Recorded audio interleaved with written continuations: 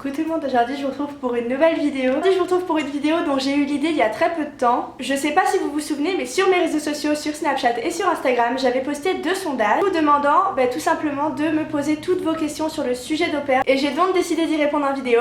Donc si vous ne me suivez pas sur mes réseaux sociaux, je vous invite à le faire tout de suite, il s'affiche juste ici.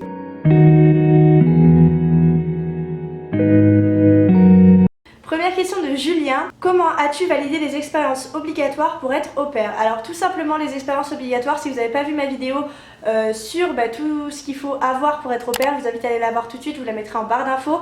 Alors pour valider toutes les heures de garde, déjà j'ai fait du babysitting, chose qui marche beaucoup. Après tu peux très bien passer, si tu as ton BAFA, à faire des colonies de vacances. Du moment où ça concerne des enfants, ça valide tes 200 heures de garde. Une question de Marilou. Coucou, comment ça se passe pour l'université? Alors pour l'université, moi tout simplement je ne suis pas allée à l'université en France, j'ai validé mon bac et je suis partie quelques mois après.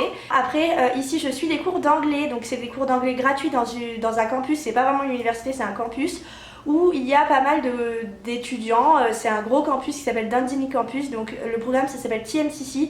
Si ça vous intéresse vraiment, je vous mettrai le lien en barre d'infos, peut-être que vous en avez dans votre ville, je sais pas vraiment, ça a peut-être pas le même nom, etc. Mais en tout cas c'est des cours gratuits en anglais et ça me permet de valider tous mes crédits, donc c'est quand même plutôt sympa et d'améliorer mon anglais par la même occasion. Question de Léa. Ce n'est pas trop dur de garder un bébé. Alors franchement, ça je peux comprendre que certaines personnes ne puissent pas l'assumer, ne veulent pas garder de bébé, etc. Moi pour ma part, je vous avoue que je suis très contente d'avoir Salvador. C'est juste un amour, je l'adore. C'est pas un enfant très difficile honnêtement, il a son caractère comme tous les bébés, mais bon il commence à devenir un grand garçon, il commence à parler, etc. Et je vous avoue que je suis très contente de l'avoir et je ne le regrette pas du tout, donc non, pour répondre à ta question, en tout cas Salvador pour ma part, ce n'est pas très dur de le garder. Peux-tu nous décrire une journée type? Alors oui, tout simplement.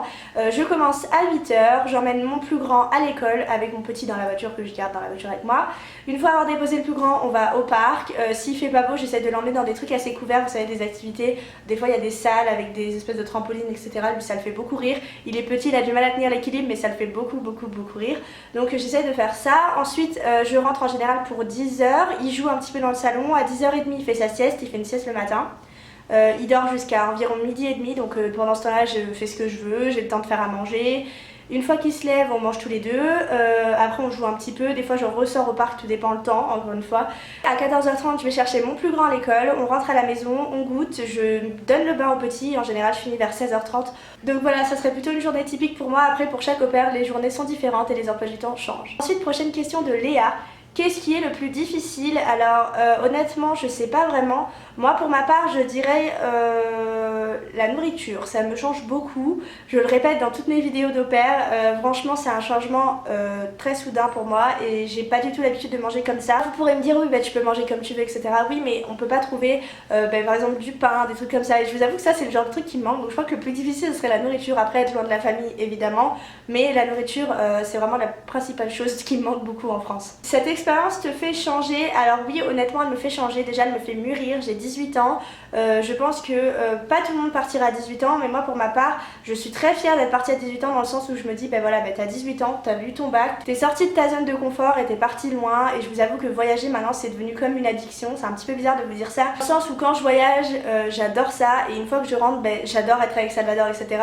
Mais je me dis oh là là j'ai hâte de voyager, et je sais qu'en fait je crois que je vais avoir le blues en rentrant en France en me disant oh là là j'ai encore envie de voyager et je pourrais pas forcément autant que ici. Mais bon, c'est la vie, c'est comme ça. Prochaine question de Fanny. Hello, au bout de combien de temps de recherche as-tu trouvé ta host family? Alors pour ma part, ça a pris, il me semble, 1 mois pour vraiment matcher, etc. Alors oui, c'était très rapide. Après, n'ayez pas peur que ça dure plus d'1 mois, c'est totalement normal. Moi j'ai eu de la chance, je suis tombée sur la bonne famille dès le départ et j'en étais très fière d'ailleurs. J'en suis toujours aussi fière. Mais je sais que pour certaines au pair c'est un petit peu plus long, donc ne vous inquiétez pas si ça dure plus d'1 mois, c'est totalement normal. Après ça peut durer comme 1 semaine autant qu'1 mois. Tout dépend du coup de cœur, etc. Vous verrez bien. Ensuite, y a-t-il des meetings avec les autres au pair? Si oui, comment ça se passe? Alors oui, il y a des meetings. Tout dépend si tu pars avec une agence ou pas. Moi pour ma part, Cultural Care organise un meeting tous les mois. Donc en fait on a une LCC, c'est une représentante locale, donc c'est quelqu'un qui habite dans la ville où vous habitez en général ou pas très loin. Et elle fait des réunions une fois par mois pour tout simplement vous donner des nouvelles et vous permettre aussi de pouvoir rencontrer les autres au pair de votre ville. Donc nous, je sais pas si c'est partout pareil, mais nous elle nous instaure un thème. En gros, à chaque réunion on a un thème, donc on a eu le thème cupcake, on a eu le thème bingo, on a eu le thème feu de camp, enfin Tout dépend, vous pouvez faire plein de trucs. Après, je vous conseille vivement de les faire. Je crois que c'est pas vraiment obligatoire, mais je vous conseille de les faire dans le sens où vous allez vite vous faire des amis et aussi des étrangères. Et c'est ça qui est rigolo, de pouvoir un petit peu en apprendre et s'enrichir de nouvelles cultures, c'est plutôt cool. Comment se passent les cours? Alors, comme je vous l'ai dit, je suis des cours dans un campus et ça se passe très bien pour l'instant. Prochaine question. Tu t'es fait des amis? Si oui, comment? Alors oui, je me suis fait beaucoup d'amis, alors je vous mettrai des photos un petit peu qui défilent ici. Oui, je me suis fait beaucoup d'amis, des Américains et une Française qui habite à Reno, dans la même ville que moi. Tout simplement, pour la Française, en voyant par rapport justement au meeting. Aussi, notre LCC nous a fait une page Facebook où on peut genre toutes communiquer entre nous, donc c'est plutôt cool. Et pour les Américains, tout simplement en sortant, en essayant de voir du monde, etc. Puis ça vient tout seul, hein. Comment vous dire que il suffit que vous en rencontrez un et en général tout le monde se connaît. Est-ce que tu penses qu'en 4 mois on peut trouver une famille et faire son visa et partir? Oui, je pense que c'est faisable. Si du moment où tu as déjà ton permis, je pense que c'est faisable. Si tu t'arrives à bien gérer tes horaires, why not? Mathilde, quelles étaient tes attentes sur le métier d'au pair avant d'arriver aux USA? Alors pour ma part, je savais qu'au pair c'était pas les vacances. Je savais très bien que il faut d'ailleurs vous le rentrer dans la tête. Être au pair, ce n'est pas des vacances, vous travaillez le reste de la semaine. Moi, j'ai pas tous mes week-ends, j'essaie de gérer au mieux mes voyages, au mieux mon argent, parce que de toute façon, on gagne 200 $ par semaine environ. Et il faut réussir à gérer pour pouvoir programmer des voyages, parce que c'est quand même assez cher. Personnellement, le métier d'au pair, je le voyais comme un métier comme un autre, à part entière. Nounou, vous gardez des enfants, c'est un métier, ce n'est pas des vacances. Certes, on est aux États-Unis, c'est énorme, mais ce n'est pas des vacances. Penses-tu à l'extension ou pas? Alors, franchement, j'y ai beaucoup réfléchi, je pense que je n'étendrai pas. Pour la simple et bonne raison que j'ai envie de voir ailleurs, dans le sens où je pense que je vais rentrer en France, voir un petit peu ma famille, etc. Et je repartirai sûrement autre part, que ce soit en Australie, en Nouvelle-Zélande ou d'autres endroits. Il y a beaucoup d'endroits qui me tentent. Océane, hello, est-ce que tu as toujours un forfait français dans ton téléphone ou est-ce qu'il est désactivé? Alors pour ma part, mon forfait français est désactivé, ma famille me paye mon forfait américain. J'ai gardé par contre mon téléphone, je sais que certaines familles donne un téléphone ou propose un téléphone. Moi je sais qu'ils me l'ont proposé, mais je préfère largement garder le mien. Je suis très bien avec le mien, je veux pas les embêter à racheter un téléphone juste pour... c'est pas vraiment utile. Donc moi pour ma part j'ai mon forfait américain dans mon téléphone français. J'ai stoppé, j'ai suspendu mon forfait français. Oui, à 18 ans pas trop tôt. Alors il y a beaucoup d'entre vous qui me posent cette question. Alors non. Enfin pour ma part non, après je sais qu'il y en a beaucoup qui partiraient pas à 18 ans, je peux complètement concevoir, c'est totalement normal. Moi je sais pas, j'avais envie d'ailleurs après mon bac et je savais pas quoi faire comme orientation et c'est vrai que j'ai toujours voulu faire au pair. Au début j'avais visé plutôt le Canada et en fait le statut Canada au pair n'existe pas, faut le savoir, c'est nounou et genre au pair ça n'existe pas, enfin le mot au pair c'est pas autorisé en tout cas au Canada. Ce que j'ai fait, tout simplement j'ai décidé de partir. Après voilà, c'était ma décision, mais en tout cas je regrette pas du tout d'être partie à mon âge. Je suis très contente, je mûris, j'en apprends beaucoup sur moi et sur les autres, je vois d'autres paysages, je vois d'autres cultures, j'apprends plein de choses et c'est vrai que je pense que rien de mieux que le voyage pour ça. Il y a des agences qui acceptent le fait de ne pas avoir le permis. Peut-être, pas que je sache, en tout cas je ne crois pas, mais peut-être c'est peut-être possible, peut-être que je le sais pas, mais en tout cas je te conseille vivement d'avoir ton permis pour venir ici parce que très peu de familles pourront t'accepter sans que tu aies ton permis, je pense. À quel point ta vie a changé? Bisous. Bisous. Elle a changé radicalement, clairement. Je suis beaucoup plus indépendante, je voyage toute seule avec mon sac à dos sur le dos. Je m'organise mes voyages tout seul, je gère mon argent tout seul. J'apprends à être très autonome et ça franchement c'est très bénéfique je pense pour le reste de ma vie. À 18 ans, franchement je pense que je ne peux pas autrement apprendre autant de choses que j'en apprends ici. Donc je dirais que c'est un gros changement autant pour la langue que pour la nourriture, que pour les conditions de vie, que tout change et je dirais oui c'est un gros changement. Eva, j'ai très peur de ne pas m'entendre avec la famille et de devoir changer un conseil. Alors sache que le rematch est possible, ce n'est pas une honte, tu peux très bien rematcher.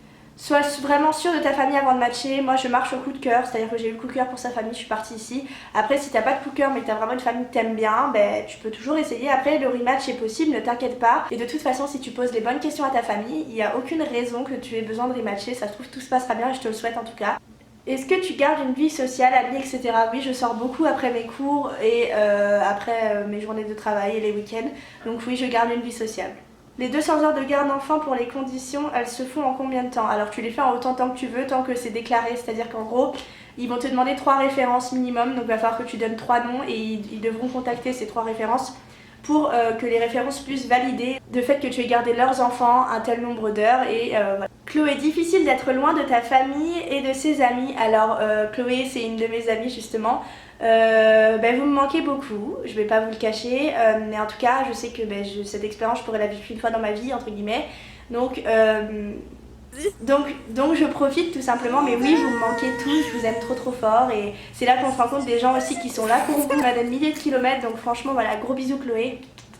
Océane, comment ça s'est passé pour le visa à l'ambassade, à la douane et la douane à New York?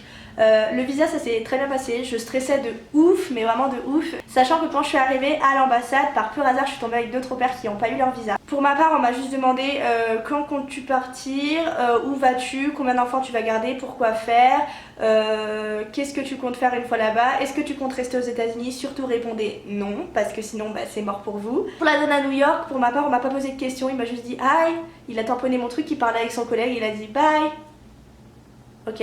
Voilà tout le monde, cette vidéo est terminée, j'espère qu'elle vous aura plu et intéressé. Ce que je vous propose c'est que si vous avez d'autres questions à poser que les questions qu'il y avait dans cette vidéo, je vous invite à les mettre en commentaire sous cette vidéo et peut-être que je ferai une deuxième édition pour répondre à vos questions. En tout cas, si vous souhaitez être au pair, je vous conseille vivement de tenter l'expérience, c'est un truc de malade, vous avez l'occasion de voyager, de découvrir de nouvelles cultures et ça nous fait prendre de la maturité, etc. Donc c'est vraiment une super expérience à vivre, je vous le conseille vivement. En tout cas, moi je vous fais plein de gros bisous, je vous invite encore à me rejoindre sur mes réseaux sociaux si ça ne l'est pas fait. N'hésitez pas aussi à liker la vidéo si elle vous a plu, à vous abonner et activer la petite cloche de notification pour recevoir toutes les notifications quand je posterai de nouvelles vidéos. Voilà, je vous laisse, je vous fais plein de gros bisous et salut!